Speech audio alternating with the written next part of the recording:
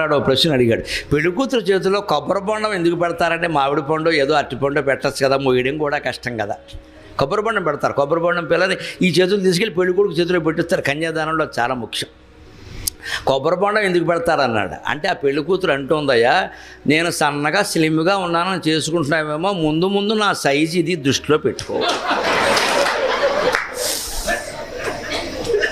అది భరించగలిగితే చేసుకో, లేకపోతే వెళ్ళిపో, మంచిది. నేను ఎప్పుడు ఇలాగే ఉంటాను అనుకోకే, సన్నగాను.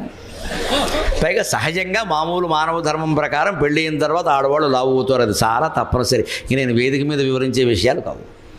వివాహం అయిన తర్వాత ఖచ్చితంగా ఆడవాళ్ళు లావు ఎక్కుతారు. మగాళ్ళు శ్రద్ధపడి పోవాలి. అంతేగాని ఎందుకు ఎక్కి అనకూడదు. నెత్తిమి ఎక్కలేదు, లావు ఎక్కారు అంతేగా సంతోషించు. లావు ఎక్కితే పర్వాలేదు, నెత్తిమి ఎక్కితే కష్టం. కానీ అంతేగాని ఇక దాని ఊరికే ఇక బ్యూటీ క్లినిక్ అని అదేని జిమ్ము జమ్ము వద్దు. ఇంకా సహజమైన లక్షణం అది. కొన్నాళ్ళకి మళ్ళీ తగ్గుతారు తర్వాత.